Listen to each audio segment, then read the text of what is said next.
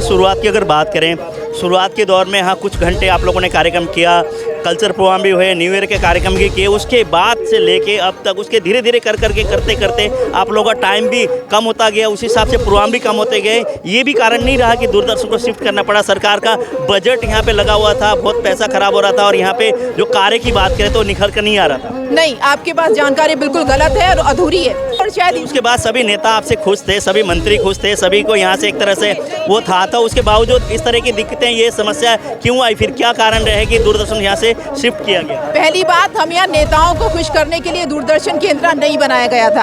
आप कितने संतुष्ट थे कि दूरदर्शन यहाँ चल रहा था, यहाँ जो कार्यक्रम चल रहे थे उससे कितने संतुष्ट थे आप? देखिए सर, बहुत अच्छे कार्यक्रम यहाँ पर सरकार ने उस तरह का इंफ्रास्ट्रक्चर कभी प्रोवाइड ही नहीं कर पाया। जैसे घड़ा तो फूट गया, लेकिन घड़ा फूटा कॉन्ट्रैक्ट बेस पे लोग हैं उनके ऊपर, क्यों सरकारी नौकरी थी उनकी ट्रांसफर हो गई, अलग जगह लग गए, लेकिन घड़ा आप लोगों के सिर के ऊपर फूटा है। तो इसका दोष आप किसको देंगे? अनुराग ठाकुर जी को, केंद्रीय मंत्री को, या किसी और? सर मैं यही कहना चाह रही हूँ कि घड़ा हमारे सिर पे फूटा है, ये मैं मानती हूँ कि हमारे सिर पे फूटा है, लेकिन हमारे सर पे जो फूटा है वो इतना बड़ा नुकसान हमें नहीं। अगर इकोनॉमिकली मैं बात करूँ, फाइनेंशियली बहुत ज़्यादा हमें लंबी चौड़ाई खर्चा, या यूँ कहें कि बहुत ज़्यादा सैलरी हमें लोग नहीं दे रहे थे। तो क्या लगता है कि जो कलाकार दूरदर्शन से जुड़े हुए हैं उनके ऊपर क्या बीतेगी, और जिनका थोड़ा बहुत वहाँ से रोजगार भी चल रहा है उनकी क्या वो रहने वाली है आने वाले समय में? कोई संभावना नहीं है सर, सारी खत्म हो गई हैं। सरकार तो कहते हैं करोड़ों रुपए का बजट था, करोड़ों रुपए यहाँ पे इन्वेस्टमेंट किया जाता, लेकिन आउटपुट कुछ नहीं था। जो कि जिस हिसाब से शुरुआत की गई थी, स्थापना की गई थी, उसको एक तरह से तले लगाने का यहाँ के कर्मचारियों ने काम किया और दूरदर्शन इसी कारण से यहाँ से उसको वो करना पड़ा।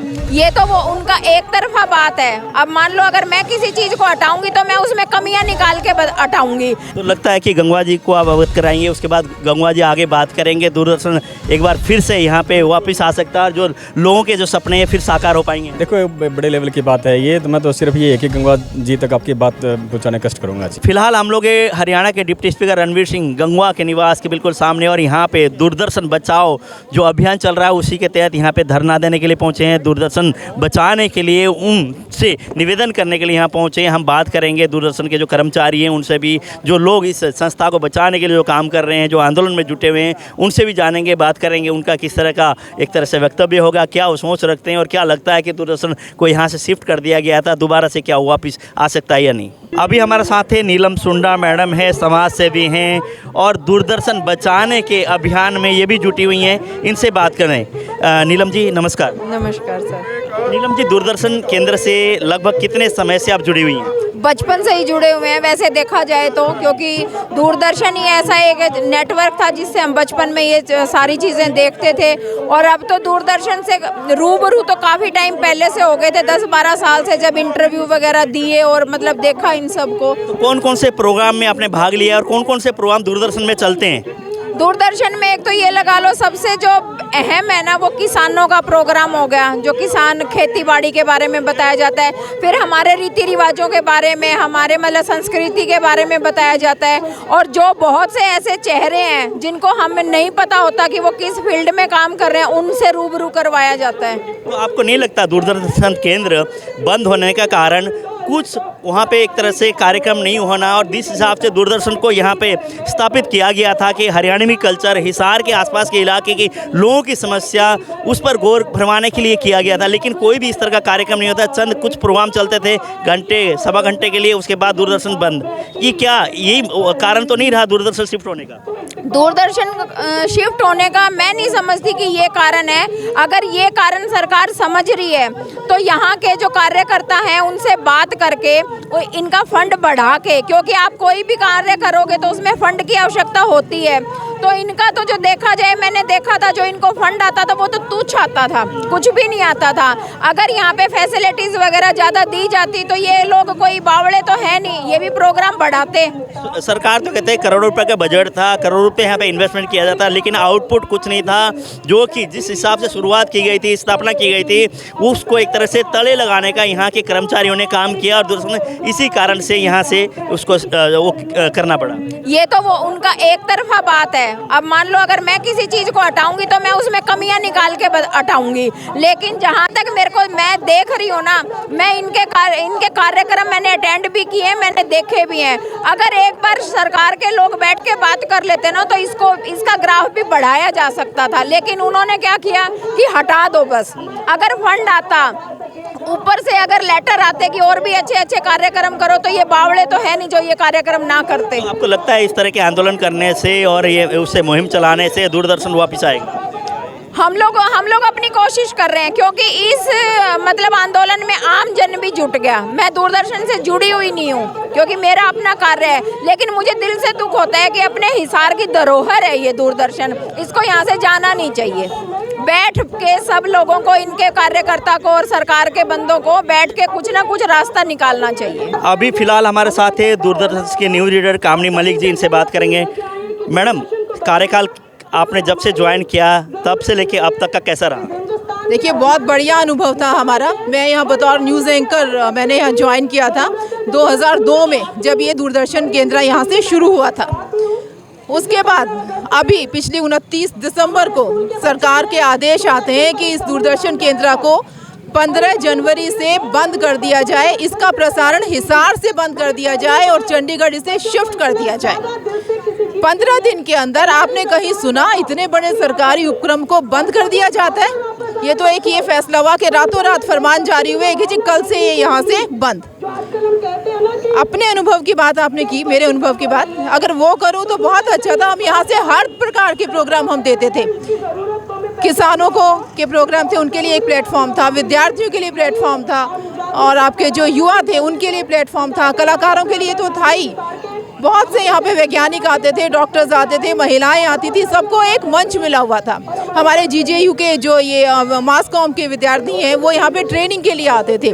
जैसे कि शुरुआत की अगर बात करें, शुरुआत के दौर में हाँ कुछ घंटे आप लोगों ने कार्यक्रम किया, कल्चर प्रोग्राम भी हुए, न्यू ईयर के कार्यक्रम भी किए, उसके बाद से लेके अब तक उसके धीरे धीरे करते करते आप लोगों का टाइम भी कम होता गया, उस हिसाब से प्रोग्राम भी कम होते गए। ये भी कारण नहीं रहा कि दूरदर्शन को शिफ्ट करना पड़ा? सरकार का बजट यहाँ पे लगा हुआ था, बहुत पैसा खराब हो रहा था, और यहाँ पे जो कार्य की बात करें तो निखर कर नहीं आ रहा था। नहीं, आपके पास जानकारी बिल्कुल गलत है और अधूरी है।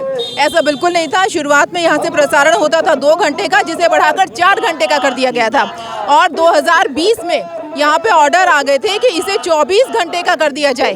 तो ये यहाँ के अधिकारियों की नाकामी थी जो इसमें इंटरेस्टेड नहीं थे। अधिकारी क्यों नहीं आए, क्यों नहीं उन्होंने काम किया? क्योंकि बाहर के अधिकारी यहाँ आते रहे। आप भेज रहे हैं किसी को पटना से, यहाँ पे भेज रहे हैं, आप किसी को हैदराबाद से भेज रहे हैं, उसको क्या पता है संस्कृति क्या है हरियाणा। आप लोग भी जैसे कॉन्टैक्ट बेस पे बहुत सारे यहाँ पे कलाकार थे, यहाँ से जुड़े हुए थे, लगातार आप लोग काम कर रहे थे, लेकिन उनके साथ तालमेल बैठ नहीं पाया, या वो लोग नहीं चाहते थे कि यहाँ हिसार में दूरदर्शन ना चले, या आप लोगों में कमियाँ थी कि आप लोग जिस हिसाब से वो लोग चाहते थे उस टाइप के कार्यक्रम आप लोग नहीं कर पाए? कहीं ना कहीं दिक्कत तो रही है, तभी ये कारण आएंगे, तभी सरकार को एकदम से इस तरह के कदम उठाने पड़े।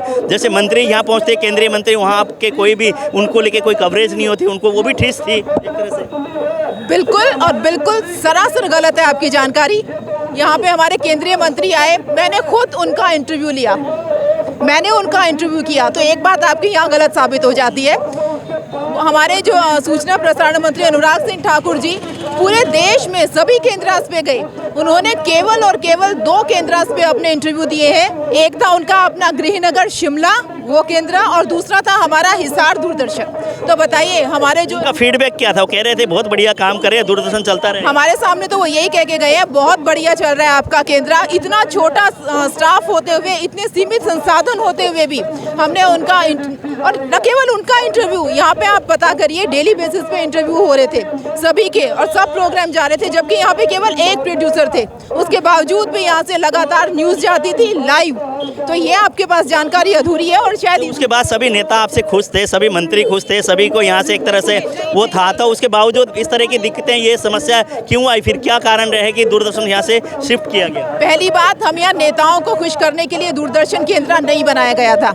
दूरदर्शन केंद्र का पर्पस था आम लोगों को अपने साथ जोड़ना, उन तक जानकारी पहुँचाना। यहाँ हम किसी नेता वेता को खुश करने के लिए नहीं बैठे थे, और नेता का काम ही होता है कि आपके प्रदेश के हित में उपक्रम स्थापित करें। कोई एहसान नहीं था अब भी आप किसी नेता के दरबार के आगे आप खड़े हैं, धरना लगाए बैठे हैं, गुहार तो आप उन्हीं नेताओं के आगे लगा रहे हैं जिन नेताओं को आप कहते हैं कि खुश करने की हामी होनी थी। नेताओं के लिए हम काम नहीं करते, आज उसी नेताओं के दरबार में फिर पहुंचे हैं। हाँ, क्योंकि हम नेताओं के लिए काम नहीं करते, नेता हमारे लिए काम करते हैं। लगता है कि आप लोगों की बात सुनेंगे नेता? हाँ, क्यों नहीं सुनेंगे, और सुननी चाहिए उन्हें। ऐसा नहीं है कि हम अपने नेताओं को यहाँ पे हम लड़ाई करने आए हैं, बिल्कुल नहीं। अपनी आवाज़ हम किस तक पहुँचाएंगे? हमारे चुने हुए प्रतिनिधि हैं वो हमारे लिए काम करेंगे, ऐसी उनसे उम्मीद भी की जाती है और उनका कर्तव्य बनता है। अभी हमारे साथ है, फिल्म इंडस्ट्री से जुड़े हुए हैं, हरियाणवी संस्कृति से जुड़े हुए हैं, प्रगति जी हमारे बीच हैं, क्योंकि दूरदर्शन बचाओ अभियान में ये भी जुटी हुई है। इनसे बात करेंगे, क्या लगता है क्या कारण रहे होंगे दूरदर्शन को यहाँ से शिफ्ट किया गया, एकदम से डिसीजन आया? सर देखिए, ऐसा कोई वाजिब कारण हम भी जानना चाहते हैं। हम लगातार मंत्रियों से यही पूछ रहे हैं कि क्या कारण, जबकि यहाँ पे 4 घंटे का प्रसारण रहा है।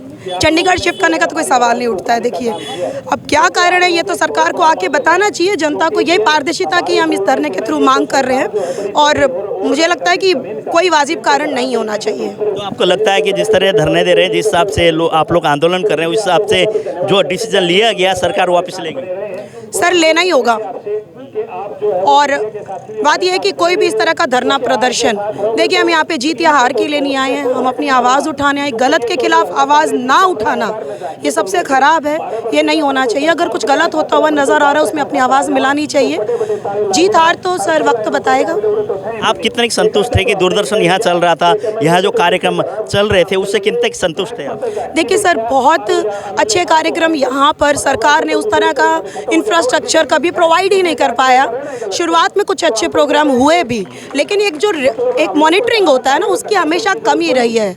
और वो अगर अच्छे से होती है, अच्छे इक्विपमेंट प्रोवाइड किए जाते हैं। अब देखिए अनाउंसर्स हैं, मैं ऑल इंडिया रेडियो पे announcer, I am casual announcer. जब यहाँ पे परमानेंट अनाउंसर थे, क्वालिटी ऑफ लेवल बहुत अच्छा था।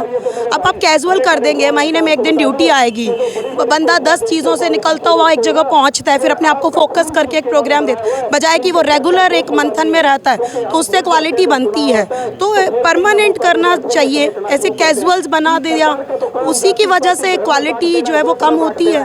इन्वेस्टमेंट करने की ज़रूरत है, इस तरह से बंद कर देने से तो कोई सोल्यूशन नहीं निकलेगा।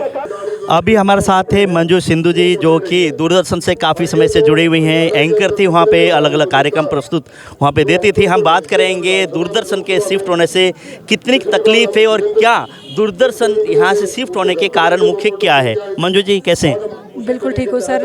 तो लंबे समय से दूरदर्शन से आप जुड़ी रही हैं, एकदम से इस तरह की खबर आई, दिल में झटका तो लगा ही होगा, दिमाग में भी लगा, तो कारण क्या मानती हैं आप दूरदर्शन शिफ्ट होने का? झटके की बात करूँ तो रमेश जी बिल्कुल लगा। जैसे 4 दिसंबर को ही दौरे पे आए थे अनुराग ठाकुर जी दूरदर्शन निसार के, तो हमें लगा था कि जैसे 24 घंटे का इसका टेलीकास्ट करने का ऑर्डर पहले से आया हुआ था। जून 2020 में हमें ऑर्डर मिल गया था कि इसको 24 घंटे का प्रसारण समय दिया जाए। तो जब वो दौरे पे आए तो एक उत्साह था कि वो हमें या तो अपग्रेड करके जाएंगे या कुछ ग्रांट दे के जाएंगे। हुआ उसके बिल्कुल विपरीत। 29 तारीख को लेटर आ गया कि इसको एकदम से बंद कर दिया जाए। तो हाँ, ये तो हम कहेंगे कि उम्मीद के बिल्कुल विपरीत था, बिल्कुल अंदेशा नहीं था कि ऐसा कुछ हो जाएगा। झटका लगा, बिल्कुल सही कह रहे हो आप, लगा। 2002 से मैं न्यूज़ रीडर के तौर पे यहाँ काम कर रही हूँ और जिस उम्मीद के साथ दूरदर्शन को बनाया गया था, वहाँ से कार्यक्रम एक तरह से जनता को जागरूक करने के लिए सरकार की योजनाएं, सरकार की जो भी परिस्थिति है, मतलब उसको आम जन तक पहुँचाने के लिए उसका वो किया गया था। हालांकि टाइम भी बढ़ा दिया गया, लेकिन उस टाइम के बावजूद कार्यक्रम बनाने में प्रोड्यूसर और वहाँ के जो लोग जुड़े हैं वो एक तरह से विफल रहे, मतलब उतना कार्यक्रम नहीं दे पाए। वो भी कारण रहे इसको दूरदर्शन शिफ्ट करने? नहीं सर, ये आधी अधूरी जानकारी आपको। बहुत सफलतापूर्वक हर तरह के कार्यक्रमों का आयोजन हमारे दूरदर्शन से हुआ है। लाइव आपने कहा ना 24 घंटे का वक्त दिया गया था, लेकिन 24 घंटे तो दूरदर्शन कभी चला ही नहीं। मैं वही उसी बात पे आ रही हूँ। जब शुरू में हमें दूरदर्शन अलॉट हुआ था तो 1 आवर का हमको टेलीकास्ट समय मिलता था, जिसमें से हमारा बुलेटिन रिकॉर्डेड जाता था। उसके बाद अगले स्टेप पे हमें 4 घंटे का प्रसारण समय मिला गया, जिसमें 15 मिनट का लाइव बुलेटिन जाता था। अगला स्टेप अब ये था कि आप इसको बढ़ा के 24 घंटे का टेलीकास्ट समय दिया जाए। अब वो शुरू से ही, जैसे मैं बता रही हूँ कि अभी जब हमें पता लगा कि काफ़ी टाइम से इनकी मंशा थी, ज़मीन पे इनकी नज़र थी, लेटर इशू होने के बावजूद, मैन पावर होने के बावजूद हमें उतना आगे तक बढ़ाया नहीं गया कि हम 24 घंटे का शुरू कर पाएँ। हमें ये ऑर्डर मिल गया था कि अब 2-2 शिफ्टों में न्यूज़ टेलीकास्ट जाएगा, लाइव प्रोग्राम्स ज़्यादा जाएंगे, किसानों के खेती के हर तरह के प्रोग्राम बढ़ाए जाएंगे, और हम लोग पूरी तैयारी में भी थे।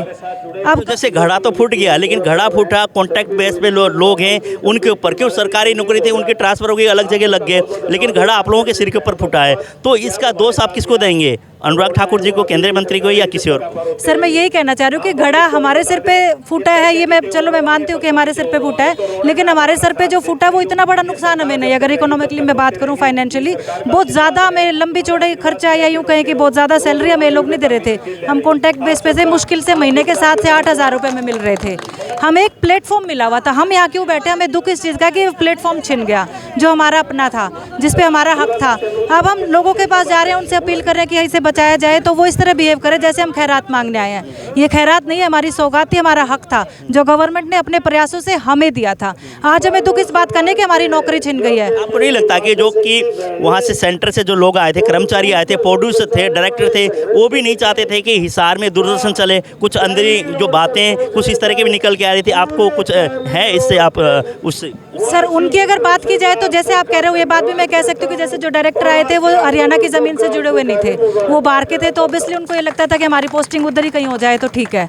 तो ये मैं मान सकती हूँ कि एक तरफ से हाँ उनका ये भी था, प्रयास उनका रहा होगा, लेकिन उसमें हमारा तो कोई वो नहीं। टैलेंट आपको पता है कहीं भी भूखा नहीं मरता, आपको भी पता है आज यूट्यूब एक ऐसा सशक्त माध्यम है कि अगर आप में टैलेंट है तो आप अपने दम पे वहाँ भी कुछ कर सकते हो।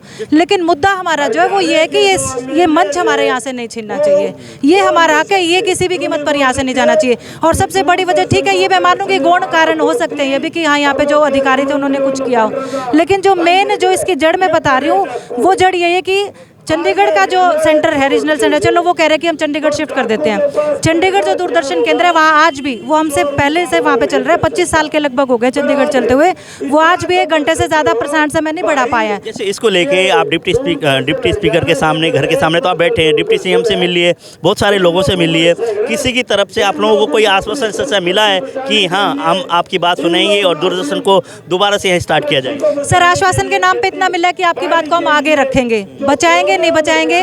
बल्कि मैं बताऊं तो बात करूं तो डिप्टी सीएम से जब हम मिले तो बड़ा ही लापरवाह सा एक उनकी तरफ से हमें जवाब मिला। जब हमने उनको कहा कि 24 घंटे का करने का ऑर्डर आ गया था, क्यों नहीं किया गया, तो उन्होंने कहा कि कहाँ है लेटर दिखाइए। तो हमें बड़ा अजीब लगा, हमने कहा सर ऑफिशियल लेटर हमारे पास कहाँ से आएगा, तो वो बोले कि नहीं अगर आप चाहो तो मतलब उपलब्ध हो सकता है आपको कहीं से भी। तो हमने उनको ये कहा कि सर हमें पता नहीं था, नौबत ये आएगी कि हमें वो ऑफिशियल लेटर आपको देना पड़ेगा। खैर कोई बात नहीं, हम वो भी उपलब्ध आपको करवाएंगे चाहे कहीं से कराएं। उसके बाद बोले उसके बाद मैं अनुराग ठाकुर तक आपकी बात पहुँचाऊँगा।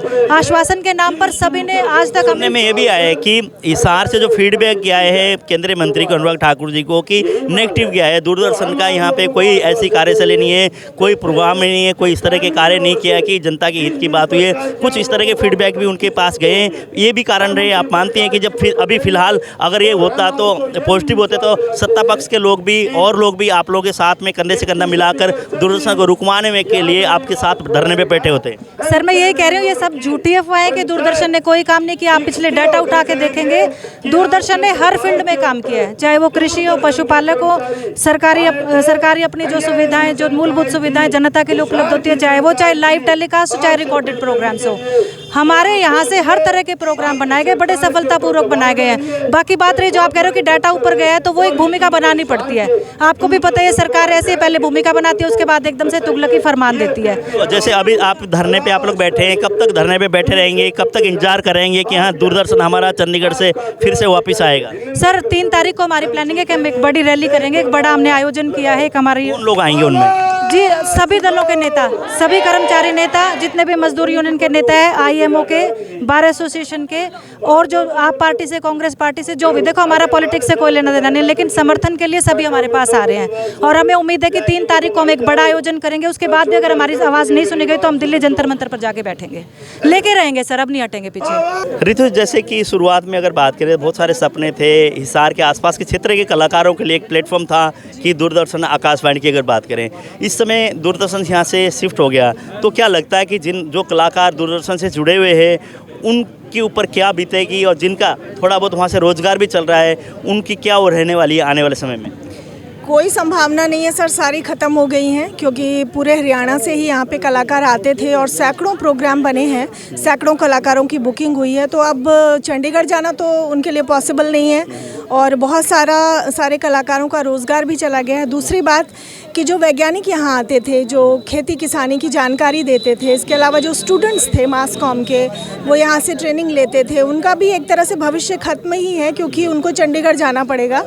और सबके लिए अफोर्डेबल भी नहीं होता और सब नहीं जा पाते उतनी दूर, तो वो संभावनाएं भी पूरी तरह से खत्म हो गई हैं। अभी डिप्टी स्पीकर रणवीर सिंह गंगवा के बिहाफ पर उनके भतीजे यहाँ पर ज्ञापन ले रहे हैं। दूरदर्शन के जितने भी कर्मचारी और उनके सहयोग में जो संस्थाएं जुटी हुई है इस आंदोलन को लेकर, दूरदर्शन बचाओ अभियान के तहत यहाँ उनको ज्ञापन दिया जा रहा है। इनसे बात करेंगे। जी, इन्हों की जो मांग है उसको लेकर इन्होंने ये भी कहा है कि डिप्टी स्पीकर साहब से अगर बात तो करवा दो, तो क्या कहेंगे, करवाएंगे बात या हो नहीं पाएगी? बिल्कुल बात करवाऊंगा, और मैं जो आपका जो ये ज्ञापन है ये मैं गंगवा जी को देने का कष्ट करूंगा, और आपकी जो समस्या है उसका समाधान करवाने का कोशिश करेंगे। तो आपको क्या लगता है, हिसार में दूरदर्शन था, हिसार के एक तरह से हरियाणा की शान थी, उसका यहाँ से शिफ्ट होने से आपको कितनी तकलीफ है? तकलीफ है जी, काफ़ी साल से यही है दूरदर्शन के अंदर, और इतने सारे कर्मचारी यहाँ लगे हुए हैं, तो कहीं ना कहीं तो दिक्कत तो है ही जी। कितनी बार आप दूरदर्शन में कितनी बार गए हो आप? बहुत बार गया हूँ दूरदर्शन में जी। तो उसके बावजूद आप साथ नहीं दे रहे? साथ दे रहा हूँ जी, बिल्कुल। मैं तो ज्ञापन धरने पे आया हूँ अभी, और आपकी जो समस्या है वो गंगवा जी को अवगत कराऊंगा जी। तो लगता है कि गंगवा जी को आप अवगत कराएंगे, उसके बाद गंगवा जी आगे बात करेंगे, दूरदर्शन एक बार फिर से यहाँ पे वापस आ सकता है और जो लोगों के जो सपने हैं फिर साकार हो पाएंगे। देखो बड़े लेवल की बात है ये, तो मैं तो सिर्फ ये है कि गंगवा जी तक आपकी बात पहुँचाने का कष्ट करूँगा जी। दूरदर्शन पे जो कॉन्ट्रैक्ट बेस पे जितने भी लोग लगे हुए थे, वहाँ न्यूज रीडर थे, एंकर थे, एडिटर थे, कैमरामैन थे, उनको एकदम से झटका लगा जब एकदम से पता चलता है कि दूरदर्शन यहाँ से शिफ्ट होकर चंडीगढ़ जा रहा है। लेकिन एक हरियाणा की एक शान थी, इस पर गौर करनी चाहिए सरकार को, प्रशासन को, क्योंकि कुछ भी था एक तरह से स्थापित हुआ था, चल रहा था, चाहे समय कम था ज़्यादा था, जैसे भी कार्यक्रम थे बजट के हिसाब से यहाँ पे सभी लोग काम कर रहे थे। लेकिन इसको एकदम से यहाँ से हटाकर चंडीगढ़ ले जाना बहुत एक तरह से निंदनीय बात है। इस पर जिला प्रशासन को भी, सरकार को, डिप्टी स्पीकर हरियाणा डॉक्टर कमल गुप्ता, यहाँ से जैसे दूषण चौटाला जी जिनका निवास में है डिप्टी सीएम है, सभी को गौर करके इस पर बात करके कहीं ना कहीं एक बार फिर से यहाँ शुरुआत करें, ताकि दोबारा जो आसपास के इलाके के क्षेत्र के लोग हैं, यहाँ के कलाकार हैं जो दूरदर्शन से जुड़े हुए थे, उनके सपने भी साकार हो, इसके लिए काम करना चाहिए। और जो लोग यहाँ पे जुड़े हुए हैं, जो आप उनकी रोजी रोटी चल रही थी, किसी का रोजगार चल रहा था और सोच रहे थे कि आने वाले समय में दूरदर्शन में 24 घंटे का कार्यक्रम में बहुत सारे कलाकारों को यहाँ पर रोजगार मिलेगा, उस पर एक तरह से बादल से छा गए हैं जब यहाँ से ये हुआ कि दूरदर्शन यहाँ से शिफ्ट होकर कि चंडीगढ़ चला गया था। इस पर अभी आंदोलन चल रहा है, बहुत सारे लोग जुड़े हुए हैं, जैसे कर्मचारी वो भी जुड़े हुए हैं, कॉन्ट्रैक्ट बेस पे थे, और उसके अलावा कई संस्थाएं एकजुट कर काम कर रही हैं, कह रही हैं कि हम इस आंदोलन को आगे बढ़ाएंगे ताकि सरकार तक ये बात पहुँचे और एक बार फिर से हिसार में दूरदर्शन का स्थापना हो, दूरदर्शन एक बार फिर से शुरू हो। देखते हैं कहाँ तक ये बात चढ़ती है, सिरे चढ़ती है या नहीं, ये तो आने वाला वक्त बताएगा।